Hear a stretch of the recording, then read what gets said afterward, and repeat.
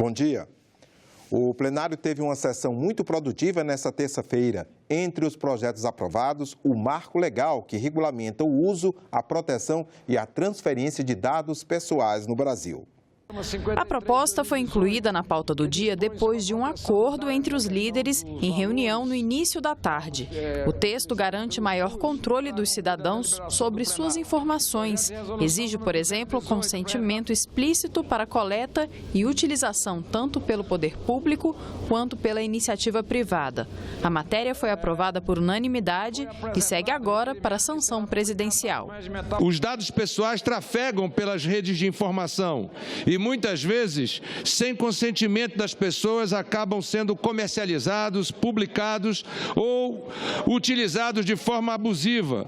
Entendendo o princípio básico de que o meu direito termina aonde começa o direito do meu semelhante, deve também ter como premissa a internet. O plenário também aprovou o cancelamento de um decreto presidencial que reduziu de 20% para 4% as alíquotas do imposto sobre produtos industrializados na produção de xaropes para a fabricação de refrigerantes.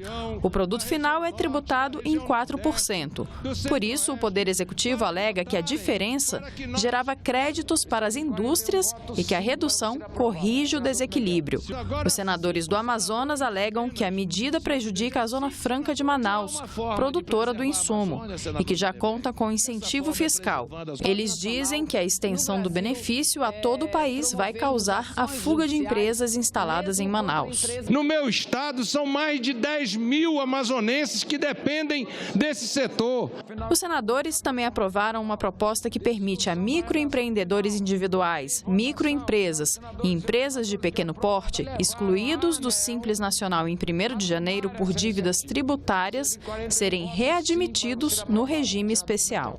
Vamos votar a favor para que essas 215.321 empresas possam voltar para o Simples, continuar pagando as suas obrigações, gerando emprego. Quando se fala nos grandes, a discussão às vezes vai muito mais rápida do que quando se fala nos pequenos. E quando nós vemos o número de empresas no Brasil que geram emprego, são os pequenos os que mais geram emprego. Além disso, também foi aprovado o aumento da potência de transmissão e o número de canais disponíveis para rádios comunitárias. O projeto segue para a Câmara. Às vezes eu até acho que em vez de rádio comunitária deviam chamar rádio participação, porque elas têm um diálogo direto com a população. Foram aprovadas ainda as indicações de Otávio Henrique Dias Garcia Cortes para o cargo de embaixador na Bolívia e o de Antônio José Ferreira Simões, que vai chefiar a embaixada no Uruguai. E as liberações de crédito para as cidades de Teresina, no Piauí, e de Joinville, em Santa Catarina, além de empréstimo do estado do Ceará junto ao Banco Interamericano de Desenvolvimento. E também na sessão de ontem tomou posse o senador José Amauri, suplente de Eumano Ferrer, do Piauí. Ferrer pediu licença de 120 dias para tratar de assuntos particulares. A Comissão de Assuntos Sociais se reúne logo mais às 11h30 para debater os valores dos planos de saúde do Brasil. A reunião terá a participação de deputados, como explica a presidente da comissão, senadora Marta Suplicy. A reunião hoje vai ser num horário diferente, porque a gente ia ganhar o jogo terça-feira, então nós marcamos para quarta-feira, 11h30, para dar tempo de todo mundo chegar. Não desmarcamos, vai ficar 11h30. E tivemos a surpresa da Câmara, a Comissão também de Assuntos Sociais da Câmara está também marcando no mesmo horário. Então convidamos e vamos fazer uma única discussão, que vai ser aqui no Senado, com os deputados da comissão e os senadores da CAS.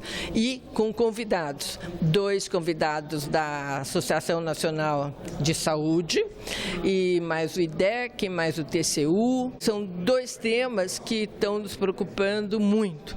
Um, é o aumento do custo dos planos de saúde, que parece que enlouqueceram e as pessoas estão desesperadas. E o outro é a tal da coparticipação. O que é isso, né? Que a pessoa paga um plano menorzinho, mas depois ela tem que pagar 40% do que vier. E aí, se ela não tiver dinheiro para pagar, faz o quê? Então, essas são as questões. Vai ter interatividade, nós esperamos você no iCidadania. Chapa quente. Chegou a hora de conferir a agenda das comissões do Senado previstas para amanhã desta quarta-feira. A Comissão de Desenvolvimento Regional e Turismo tem reunião marcada para as 9 horas. Na pauta, entre outros, o projeto que regulamenta o exercício da atividade profissional de guarda-vidas. Também às 9 horas, reunião na Comissão de Ciência e Tecnologia. Entre outros, está o projeto que disciplina a carteira de identidade eletrônica. Prevista para as 9h30, reunião na Comissão de Infraestrutura. Os senadores deverão sabatinar indicados para a função de diretor-geral do Departamento Nacional de Infraestrutura de Transportes, DENIT, e para diretor e diretor-geral da Agência Nacional de Energia Elétrica, ANEEL. Às 10 horas, reunião na Comissão de Constituição e Justiça. Na pauta, entre outros, o projeto que prevê que furtos e roubos contra instituições financeiras sejam considerados crimes contra o sistema financeiro nacional. A matéria também define a competência da Polícia Federal para a investigação desses crimes. E também às 10 horas, reunião na Comissão de Relações Exteriores. Na pauta, sabatina de 2 embaixadores, indicados para Moçambique, Suazilândia e Madagascar e para Tanzânia, Comores e Seychelles. Depois, os senadores examinam textos de acordos internacionais firmados pelo Brasil. E às 11h30, a reunião prevista da Comissão Mista da Medida Provisória 831, que alterou a política de frete de cargas da Companhia Nacional de Abastecimento, CONAB. Deputados e senadores deverão examinar o relatório do senador Fernando Coelho. E a CPI dos cartões de crédito tem reunião marcada para logo mais às 9h30. Na pauta, a votação do relatório final dos trabalhos. A Comissão de Assuntos Econômicos rejeitou o projeto já aprovado pela Câmara que regulamenta multas em caso de desistência na aquisição de imóvel pelo comprador, o chamado distrato. Mas o assunto continuará na pauta do Senado esta semana. A matéria voltou para a pauta após uma semana de vista coletiva aos senadores que questionaram o projeto que veio da Câmara dos Deputados. A proposta prevê que, ao desistir do imóvel, o chamado distrato, o comprador pague uma multa de 10% até 25% do valor já pago. Mas vários senadores questionaram o texto, argumentando que ele não traz segurança jurídica, que não diferencia o comprador do especulador e que protege mais as construtoras. Nós temos uma informação oficial de que 95% de todas as obras incorporadoras do país são entregues em atraso.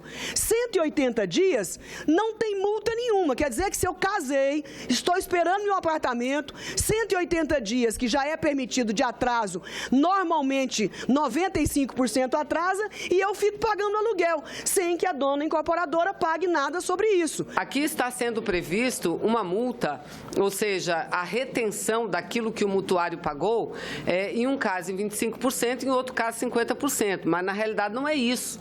Os valores retidos, isso com exceção do valor de corretagem, com exceção. E os valores que poderão ser retidos pelo construtor pode chegar a próximo de 80%. Isso não é pouca coisa. Como não há legislação sobre o assunto, o líder do governo fez um apelo para que o texto fosse votado com urgência. Eu queria aqui, no intuito de ajudar, dizer que considero emenda de redação bem-vindas. Eu acho que ajuda no processo de aprovação e de discussão, né? Vou estudar no governo essas questões para, na votação de plenário, eventualmente garantir algum tipo de veto que possa ser discutido nessas questões, como forma de ajudar a aprovação do projeto, mas eu queria ressaltar a importância de aprovar esse projeto, porque esse projeto tinha que ter sido aprovado há 2 anos atrás. Nós estamos numa situação de penúria e de muita dificuldade do processo de construção civil no Brasil. Mesmo com o pedido do líder do governo, a matéria foi rejeitada por 14 votos a 6 e uma abstenção. Mesmo rejeitado, o projeto segue agora para o plenário, que pode acatar ou não o resultado da Comissão de Assuntos Econômicos. Mas, por um acordo feito pelos senadores, será votado nesta quarta-feira um outro projeto do senador Dalírio Beber, que trata do mesmo assunto e tem uma maior aceitação entre os senadores. A proposta estabelece, entre outros pontos, percentuais de multas diferentes para a desistência imotivada da motivada, que é, por exemplo, quando o comprador perde o emprego e não pode mais pagar as prestações do financiamento. Eu tenho que separar o especulador daquele poupador, daquele que está casando, começando a vida, daquele que é aposentado, da classe média que junta anos, dá uma entrada e depois, por um momento de crise, não consegue pagar mais. O projeto do senador Dalírio faz essa divisão. As obras de manutenção, conservação e recuperação da BR-319, que liga Manaus, no Amazonas, a Porto Velho, em Rondônia, foram tema de audiência pública nesta terça na Comissão de Infraestrutura. Entregue em 1976, 12 anos depois, a BR-319 já estava intrafegável. Com obras de recuperação do DENIT, que já custaram mais do que o que foi gasto com a construção, é possível transitar por ela, a depender da época do ano. Do quilômetro 250 ao quilômetro 655, a rodovia se transformou numa picada no meio da floresta, que hoje está transitável graças ao trabalho de manutenção. O que falta para levar a rodovia aos padrões de uso de 40 anos atrás? Os dois trechos das pontas, um próximo a Manaus e outro próximo a Porto Velho, com licenciamento, e o trecho do meio sem licenciamento para que o DENIT faça as obras de pavimentação. Não existe definição de qual é o ente da federação responsável por licenciar a manutenção de rodovias não pavimentadas. Nós abrimos uma exceção para esse processo devido a uma recomendação do Ministério Público. Qual é a necessidade real, qual é o impacto ambiental que isso poderia causar com o reasfaltamento de uma rodovia que já foi asfaltada? Qual é o atual cenário da BR-319 no trecho do meio? Do 255, do 250 ao 655, é que não há estrada. Quando não há estrada, o que é necessário fazer? Implantar e pavimentar uma estrada. Não é um capricho, não é um desejo do IBAMA, nós simplesmente estamos seguindo o que está posto na legislação. Eu conheço bem a região e essa estrada nunca deixou de existir. Atrasos, idas e vindas de estudos de impacto ambiental, desde 2005, o Brasil não consegue resolver o problema. Paira sobre essa BR a tal da teoria da conspiração, né? Por que uma BR demora tanto tempo para ser asfaltada? Porque existem forças externas que não concordam com que ela seja asfaltada porque quer manter uma parcela importante da população da região isolada. Mas o que nós não podemos é ficar 2 décadas estudando os impactos ambientais. Aí já não é mais um estudo de impacto ambiental, isso tem outro nome. Até janeiro de 2019, mais de 30% dos analistas do IBAMA estarão aposentados. Nós já temos 1.600 cargos vagos. Então, o Instituto está colapsando por ausência de recursos humanos. Uma nova audiência para discutir as soluções para a BR-319 deve ser realizada em agosto para ouvir os ministros da área e os titulares das instituições envolvidas. A água é uma das preocupações do programa Ecosenado. Na edição de julho, você vai ver uma retrospectiva dos principais assuntos tratados ao longo da primeira metade do ano. Veja agora trechos do programa na coluna Momento Eco, com o jornalista César Mendes, editor do Ecosenado. O tema recursos hídricos mereceu especial atenção do Ecosenado nesse primeiro semestre. Em março, nós participamos da cobertura da 8ª edição do Fórum Mundial da Água, que reuniu em Brasília mais de 100 mil pessoas de diversas partes do mundo, em busca de estratégias para assegurar o acesso de todos a esse recurso natural tão importante. Tem um estudo da ONU que mostra que de cada 4 empregos no mundo, 3 dependem de água. E desses 3, 2 dependem de muita água. Na edição de julho do Ecosenado, você revê ainda trechos de uma reportagem sobre o desperdício de alimentos. Um problema humanitário e também um problema ambiental. Será que todo recurso natural, água, solo, ar, biodiversidade, que cede energia e matéria para produzir alimentos, chega ao seu destino final?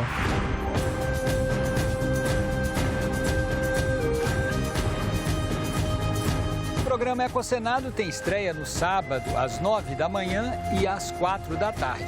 E reapresentação no domingo, nos mesmos horários. Esse foi o Momento Eco. A gente volta no segundo semestre com mais informações sobre meio ambiente. Tchau!